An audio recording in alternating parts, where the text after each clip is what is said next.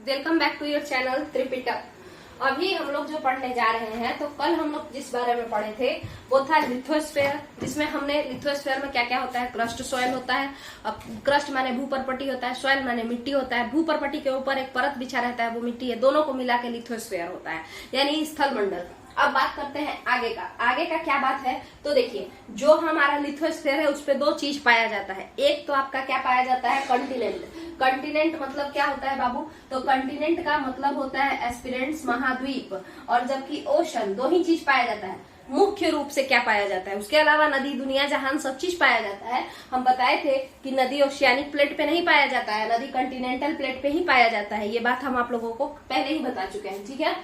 So major domains, बड़े बड़े जो चीज है धरती के माने पृथ्वी पे जो बड़ी बड़ी रचनाएं हैं उसके बारे में हम लोग पढ़ रहे हैं। तो कंटिनेंट माने महाद्वीप, स्थलमंडल पे दो चीजें हैं। लिथोस्फेयर पे क्या है, लिथोस्फेयर पे क्या है, दो चीज है। एक है महाद्वीप और दूसरा क्या है, दूसरा क्या है बताइए, महासागर, ठीक है। तो अब हम लोग महाद्वीप और महासागर के बारे में समझेंगे, बट एक एक कर करके हम लोग समझते चलेंगे। तो सबसे पहले महाद्वीप को देखेंगे। महाद्वीप के बारे में अगर हम आपसे बात करें या कंटिनेंट के बारे में अगर हम आपसे बात करें तो आपको समझ में आ जाना चाहिए। क्या आ जाना चाहिए वो देखिए। अगर हम आपसे बोले आइलैंड क्या होता है, द्वीप होता है। आइलैंड क्या होता है, द्वीप होता है।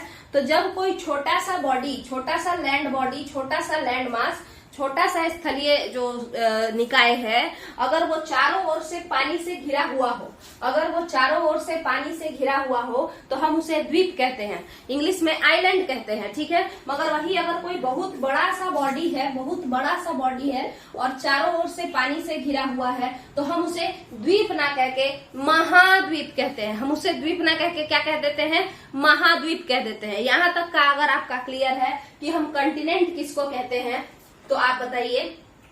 एक बड़ा सा लैंडमास जो कि चारों ओर से समुद्र से घिरा हो, हम उसे कंटिनेंट कहते हैं। बट इसके कुछ एक्सेप्शन भी हैं। कुछ एक्सेप्शन कैसे हैं, यूरोप को अगर आप देखेंगे तो यूरोप के एक साइड, यूरोप और एशिया के एक साइड अगर देखिए, अगर हम ऐसे बना देते हैं, देखिए तो आपका जो है यहाँ से इस तरीके से यहाँ तक यूराल माउंटेन पड़ता है, यूराल पर्वत है ना। उसके बाद यहाँ कैस्पियन सागर, फिर इस तरीके से मेडिटेरेनियन, ऐसे करके आगे बढ़ते रहता है, ब्लैक सी, ये सब। इसके इधर, अब ये यूराल पर्वत तो एक पर्वत है, पानी तो है ही नहीं, समुद्र भी नहीं है, ना ही महासागर है। इधर एशिया है, इधर यूरोप है। एशिया को भी हम कंटिनेंट कहते हैं, महाद्वीप कहते हैं, यूरोप को भी हम महाद्वीप कहते हैं। फिर तो ये जो आपको हम एक जो डिफिनीशन बताएं कि एक ऐसा एरिया जो चारों तरफ से पानी से घिरा हो वही महाद्वीप कहलाता है, वही कंटिनेंट कहलाता है। तो ये तो गलत डिफिनीशन है। इसके अकॉर्डिंग तो ना तो एशिया और ना ही यूरोप, दोनों में से कोई कंटिनेंट नहीं है, है ना। क्योंकि ये दोनों तो यहाँ से स्थलों से जुड़ा हुआ है, स्थल से जुड़ा हुआ है, लैंडमास से जुड़ा हुआ है, पहाड़ से दोनों एक दूसरे से अलग है, पानी से नहीं घिरा हुआ है। तो इसीलिए हम कह रहे हैं कि एक डिफिनीशन ये भी होता है कंटिनेंट का। दूसरा डिफिनीशन ये होता है कि अगर कोई बड़ा सा लैंड एरिया, अब दो बड़े से लैंड एरिया जो आपस में किसी लैंडमास से कनेक्टेड है या किसी पर्वतों से भी विभाजित है, उससे फर्क नहीं पड़ता है। बट अगर उनका जो कल्चर है, उनका जो संस्कृति है, जो कल्चर है, वो काफी अलग है एक दूसरे से, काफी अलग। जैसे यूरोपियन कल्चर और एशियन कल्चर में जमीन आसमान का फर्क है। वो वेस्टर्न कल्चर है, ये ईस्टर्न कल्चर है, ठीक है। तो कहने का मतलब है कि जब काफी अलग हो जाए, एक बड़े से लैंड मास का कल्चर काफी अलग हो जाए, है ना, लैंड मास का कल्चर, संस्कृति काफी अलग हो जाए, तब हम इन दोनों को भी अलग अलग महादेश कहते हैं। अलग अलग महादेश, अलग अलग कंटिनेंट कहते हैं। यहाँ तक का क्लियर है कि कंटिनेंट क्या होता है।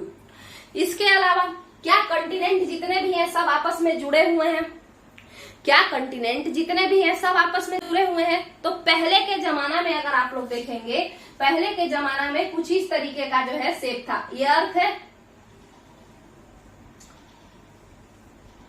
कुछ इस तरीके से, एक सेकंड रुक जाइए,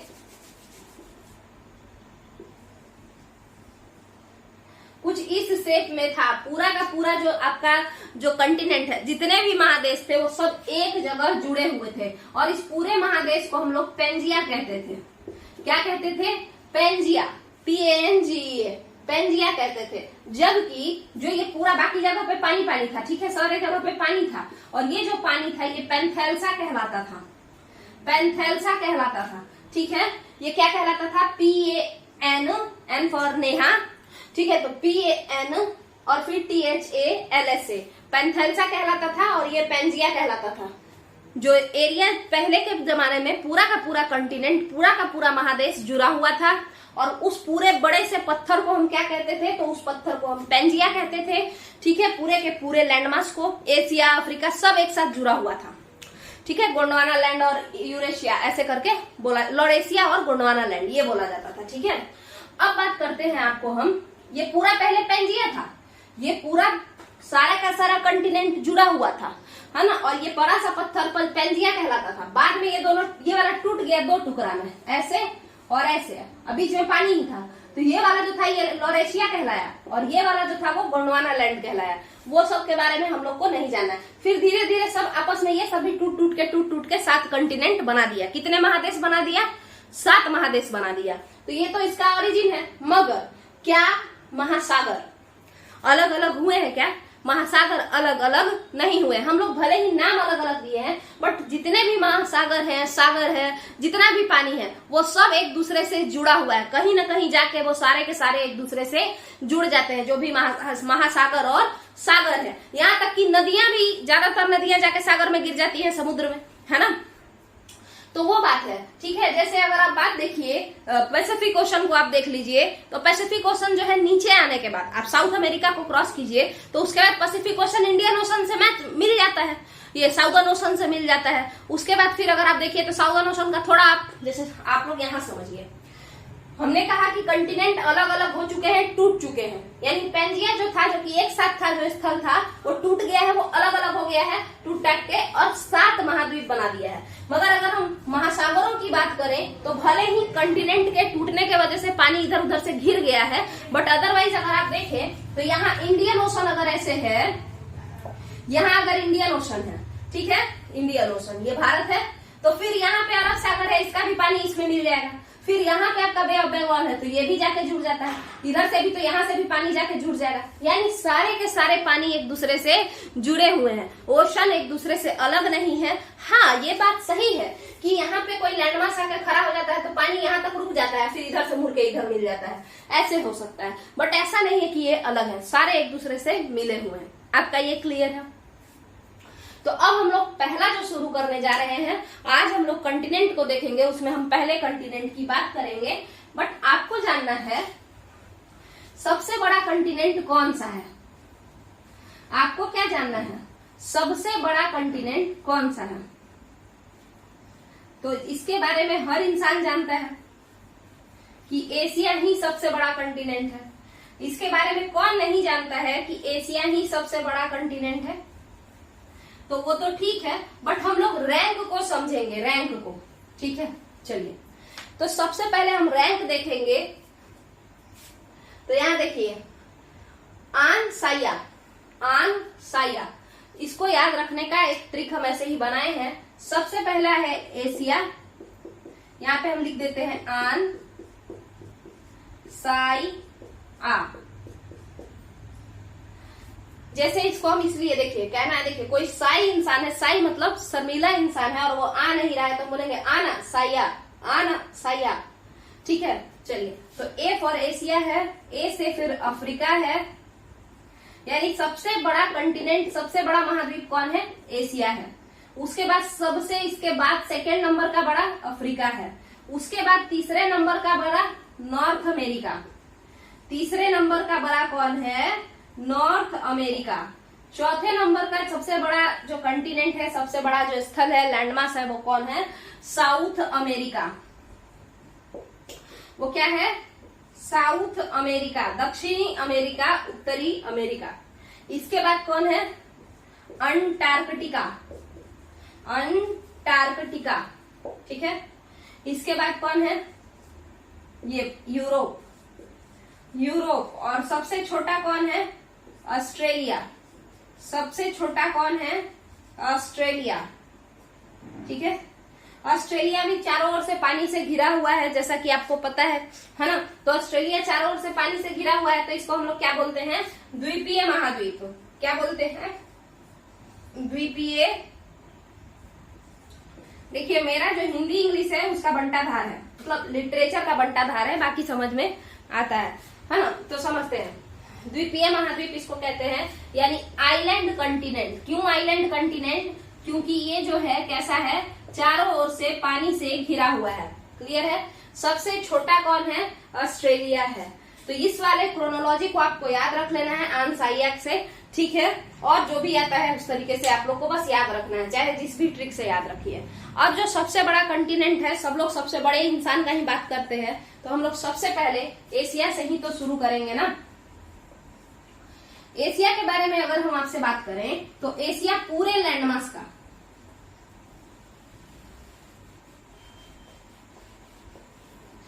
एशिया पे और भी जैसे गोंडवाना लैंड क्या है, तो लॉरेशिया क्या है, ये सब हम लोग कब पढ़ेंगे? तो ये सब हम लोग लूसेंट वाला मॉडल जो होगा ना उसी में पढ़ेंगे, क्योंकि एनसीईआरटी में ना तो उतना डीप में दिया रहता है, और एनसीईआरटी उतना ज्यादा जब दिया नहीं है तो एनसीईआरटी सीरीज में उतना ज्यादा समझाना अच्छा भी नहीं है ना। चलिए एशिया के बारे में समझते हैं। पूरे दुनिया का एशिया कितना प्रतिशत हिस्सा अपने पास रखे हुए हैं? एशिया महादेश, एशियन कंटिनेंट पूरे दुनिया का कितना प्रतिशत हिस्सा अपने पास रखे हुए हैं? तो 33%। इसी को कोई कहेगा कि 1/3 हिस्सा रखे हुए हैं, ठीक है, 1/3 हिस्सा रखे हुए हैं, ठीक है।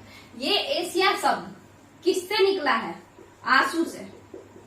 अब आंसू नहीं समझना है, आंसू मतलब होता है जो आपका टीयर है वो, यानी जो आंख से पानी जो है वो आपका आंसू हुआ, ठीक है। बिहार में इसको लोर बोलते हैं। चलिए, तो आंसू तो यहाँ पे ये है, ये नहीं बोल रहा है। एशिया शब्द इससे निकला है, इससे नहीं, आंसू से निकला है। आंसू गई तो उस तरीके से आंसू से निकला है, ठीक है। तो यहाँ पे अगर हम बात करें आंसू का मतलब होता क्या है, आंसू का मतलब क्या होता है, तो जिस तरीके से ये आंसू भाषा जो है, ये आंसू जो शब्द है, वर्ड है, वो कौन से लैंग्वेज से लिया गया है? हिब्रू से, ठीक है, हिब्रू से। हिब्रू से आंसू लैंग्वेज, सॉरी आंसू शब्द हिब्रू लैंग्वेज से लिया गया है। इसका मतलब होता है उदित सूर्य। क्या होता है इसका मतलब? उदित सूर्य, ठीक है, उदित सूर्य माने राइजिंग सन, राइजिंग सन। आप जानते भी हैं कि पूरे दुनिया में सबसे पहले सूर्य कहाँ उगते हैं? तो वो जापान में। और जापान कौन से महादेश का हिस्सा है? एशिया का है।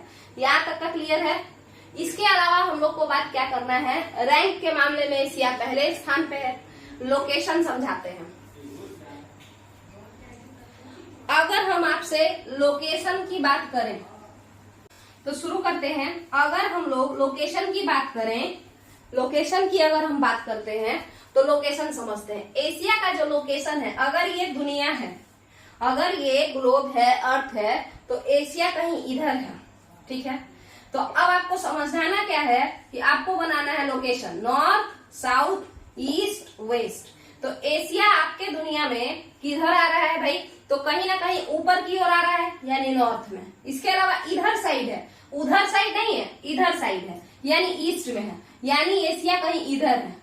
तो आपसे कोई पूछेगा एशियन कंटिनेंट किस ओर है, तो आप कहिएगा north eastern side of world में है, ठीक है, या ईस्ट साइड ऑफ वर्ल्ड या north eastern side of world. West में एशिया नहीं है। इसके बाद अगर हम आपसे बात करते हैं, एशिया जो है वो कौन से हेमिस्फेयर में है, कौन से गोलार्ध में है, तो आप कहेंगे कि भाई ऊपर में है, यानी नॉर्दर्न हेमिस्फेयर, यानी उत्तरी गोलार्ध में है। ऊपर में है यानी नॉर्दर्न हेमिस्फेयर, यानी उत्तरी गोलार्ध में है। यहाँ तक का भी क्लियर होगा मेरे हिसाब से। अब हम लोग बात करने जा रहे हैं एशिया के लैटिट्यूड के बारे में, कि कौन कौन से इंपॉर्टेंट अक्षांश रेखा एशिया से गुजरता है, यानी कि लैटिट्यूड एशिया से गुजरता है। इसके बारे में अब चर्चा करेंगे। तो देखिएगा, आपको बताएं कि चूंकि एशिया जो है वो पोल के साइड काफी सटा हुआ है। अगर आप एशिया का एक देश जिसका नाम रूस है, रशिया है, उसका जो साइबेरियाई प्रांत है, साइबेरियन प्रोविंस, वहां पे आप अगर देखेंगे तो पूरा का पूरा बर्फ जमा हुआ है। इसका मतलब है कि एशिया का वो वाला इलाका पोल से नजदीक है ना। इसका मतलब है कि वहां से क्या पास करता है, कौन सा लाइन पास करता है, यहाँ देख लीजिए, यहाँ देख लीजिए, वहां से कौन सा इलाका पास करता है, तो वहां से पास करता है आपका आर्कटिक सर्कल। तो एशिया के ऊपरी इलाके से कौन सा लाइन पास करता है, आर्कटिक वृत्त, आर्कटिक वृत्त यानी आर्कटिक सर्कल। आर्कटिक सर्कल जो है, जो कौन है, 66.5 डिग्री 66.5 डिग्री नॉर्थ, ठीक है। तो ये एक लाइन आपका पास कर गया एशिया से। दूसरा जो लाइन एशिया से पास करता है, लगभग एशिया के बीच से जो पास करता है, वो कौन है, तो वो है कर्क रेखा यानी ट्रॉपिक ऑफ कैंसर। वो कौन है, कर्क रेखा यानी ट्रॉपिक ऑफ कैंसर।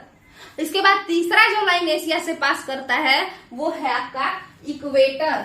इक्वेटर एकदम साउथ ऑफ एशिया से पास करता है, एकदम साउथ। एक दो देशों में जाता है, जैसे आपका जो आजकल का एकदम फेवरेट डेस्टिनेशन है ना, मालदीव्स, है ना। बहुत सारे लोग घूमने जा रहे हैं मालदीव्स, तो वहां से आपका 0 डिग्री, वो एशिया का ही एक कंट्री है, और वहीं से 0 डिग्री यानी इक्वेटर पास करता है। वहीं से कौन पास करता है, 0 डिग्री यानी इक्वेटर पास करता है। तो अब आप खुद बताइए कि आपके एशिया से कितने लाइन पास करते हैं। तो Arctic Circle, Tropic of Cancer, इसको 23.5 डिग्री नॉर्थ कहते हैं, और 0 डिग्री यानी इक्वेटर। अब किसी को क्या यहाँ पे कंफ्यूजन है, अच्छा, कोई ये कभी नहीं कहेगा कि एशिया से मकर रेखा भी पास करता है। क्यों, क्योंकि मकर रेखा 0 डिग्री के नीचे है, और 0 डिग्री के नीचे जो हिस्सा आता है वो साउथ हेमिस्फीयर का कहलाता है, साउदर्न हेमिस्फीयर का, दक्षिणी गोलार्ध का। जबकि आपका एशिया कहाँ पे है, उत्तरी गोलार्ध में है, और इस उत्तरी गोलार्ध में जो भी लाइन होगा सब उत्तर का लाइन होगा, नॉर्दर्न लाइन। जैसे आर्कटिक सर्कल होगा 66.5 डिग्री 66.5 डिग्री नॉर्थ। उसके बाद फिर एक और लाइन जाएगा, ये कैंसर, ट्रॉपिक ऑफ कैंसर, कर्क रेखा होगा, जो कि कितना होगा, 23.5 डिग्री 23.5 डिग्री नॉर्थ। और उसके बाद यहाँ से नीचे से इसके जाता है, इसको आप और थोड़ा बड़ा बनाइए क्योंकि 0 डिग्री यहाँ से पास करता है, एकदम ऐसे 0 डिग्री यहाँ से इसके नीचे से चला जाता है, ठीक है। 0 डिग्री इसके एकदम नीचे से जाता है, क्लियर है। 0 डिग्री एशिया के एकदम नीचे से आपका जो है जाता है, जैसे मालदीव्स वगैरह से होके गुजरता है। मालदीव्स यानी यहीं पे कहीं है, ठीक है। आपको समझ में आ गया होगा मेरे हिसाब से। मालदीव्स आपका इधर कहीं पड़ जाएगा एशिया में, क्लियर है। तो अब अगर ये वाला बात भी क्लियर है कि एशिया का लैटिट्यूड कौन कौन सा पास करता है, कौन कौन सा इंपॉर्टेंट अक्षांश रेखा पास करता है, तो अब हम लोग बात करेंगे एशिया को कौन कौन से समुद्र घेरे हुए हैं। एशिया को कौन कौन से समुद्र घेरे हुए हैं उसके बारे में बात करेंगे, कौन कौन सा महासागर उसको घेरे हुए हैं। तो फिर से वही बात है, समझना है। अच्छा, सबसे बड़ा देश तो एशिया है, बट सबसे ज्यादा देश किस महादेश में है, अगर ये क्वेश्चन आ जाए, क्योंकि बीपीएससी एक बार ये क्वेश्चन पूछा था कि सबसे ज्यादा देश किस महादेश में है, तो ये बात आपका आंसर होगा अफ्रीका, ठीक है। अफ्रीका में टोटल 54 देश है, ठीक है। तो जो कि एशिया से ज्यादा पड़ जाता है, तो आपको बस याद रखना है कि अफ्रीका में सबसे ज्यादा देश है, ठीक है, मगर एशिया सबसे बड़ा महादेश है। चलिए बात करते हैं एशिया के किसके बारे में, समुद्र के बारे में। एशिया में कौन कौन सा समुद्र एशिया को घेरे हुए हैं। तो अगर ये एशिया है, तो अगर आप इसके ऊपर जाते हैं तो यहाँ पे एक महासागर है, आर्कटिक ओशन के नाम से जाना जाता है, आर्कटिक महासागर के नाम से। इसी के नाम पर जो है यहाँ से एक लाइन क्रॉस करता है, उसका नाम पड़ा है Arctic circle, 66.5 degree north. Arctic ocean clear है। तो ये एशिया के नॉर्थ में है, उत्तर में है। अगर हम एशिया के निचले इलाका को देखेंगे तो यहाँ पे इंडियन ओशन मिलता है, यहाँ पे क्या मिल जाता है, इंडियन ओशन, ठीक है, एशिया के नीचे में। अगर हम एशिया महादेश के इस साइड जाते हैं तो हमको क्या मिलेगा, एशिया महादेश के इस साइड पैसिफिक ओशन, क्या क्लियर है। इस साइड में एशिया महादेश के कौन है, प्रशांत महासागर है, जहाँ पे साउथ चाइना सी ये सब आएगा, फिर आगे चल के फिर प्रशांत महासागर में सभी मिल जाएंगे। इसके बाद अगर हम आपसे बात करें कि एशिया महादेश के ये किस साइड में है, तो ये ईस्ट साइड में है। ये नॉर्थ हुआ, ये साउथ हुआ, ये ईस्ट हुआ, ये वेस्ट हुआ, ठीक है। अब वेस्ट में एशिया के क्या क्या है, तो यहां से यहां तक इस रीजन में एक माउंटेन है, एक पर्वत है जिसका नाम यूराल है। यही यूराल माउंटेन एशिया को यूरोप से अलग कर देता है, ठीक है। उसके बाद इसके नीचे आपको कैस्पियन नाम का एक सागर है, कैस्पियन सागर, ठीक है। इसके बाद फिर हम और नीचे जाते हैं तो हमको मिलता है ब्लैक सी, और फिर इधर कहीं पे मिल जाता है क्या चीज आप बताइए, तो मेडिटेरेनियन यानी भूमध्य सागर। क्या क्लियर है? तो यही सब कुछ है जहाँ पे एशिया के अगल बगल पानी वाला चीज इधर ही है, यानी महासागर वगैरह यही है। तो आपका जो पूरा का पूरा एशिया है क्लास 6 से रिलेटेड और थोड़ा बहुत ऊपर नीचे का जो भी था समझाना, वो यहाँ पे कंप्लीट होता है। मेरे हिसाब से एशिया कंप्लीट हो गया है। ये आपका इधर ब्लैक सी ये सब है, कैस्पियन सी, ब्लैक सी, और फिर रेड सी पड़ता है यहाँ पे कहीं। उसके बाद भूमध्य सागर, ठीक है, यही सब है। भूमध्य सागर माने मेडिटेरेनियन सी। ये मैप में आप लोग देखिएगा, आपको अच्छे से पता चल जाएगा। और उसके अलावा क्या है, पूरा का पूरा एशियन कंटिनेंट खत्म हो चुका है। और इसके बाद अब हम लोग अगले वीडियो में पढ़ेंगे अफ्रीका के बारे में, फिर उसके आगे देखेंगे नॉर्थ अमेरिका, और ऐसे ही कर करके एक एक करके खत्म करते चलेंगे। चलिए, थैंक यू। अगर आप लोग को वीडियो पसंद आया है तो वीडियो को लाइक कर दीजिएगा, वीडियो को शेयर कीजिएगा, और सब्सक्राइबर भी बढ़ाइए। थोड़ा बहुत दिन से 110 पे ही है, अभी तक मेरा 110 का ही यूट्यूब फैमिली चल रहा है, तो उसको देखिए, सब्सक्राइबर बढ़ाइए। अगर पसंद आए तो सब्सक्राइब कीजिए और प्रमोट कीजिए चैनल को। चलिए, थैंक यू।